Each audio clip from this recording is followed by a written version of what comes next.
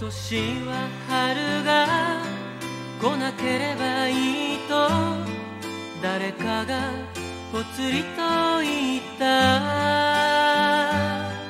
笑いながら心の中で僕はうなずいていたよ。誰もそんなにできる学生じゃなかったけれども、思い返せば春夏秋冬すべてが懐かしい。忘れない僕らは学生の日をそれぞれに別れてゆくが、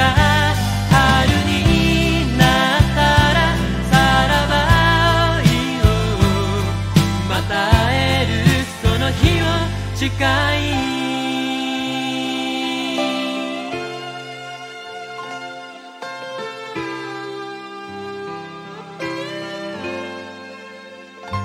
初めて買った紺色のスーツ、とっても似合うと君は眩しそうな目をしていた。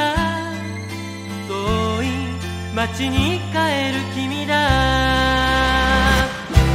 あれが愛とは言えないけれども心が痛いよ。君と踊った小さなパーティー今でも思い出す。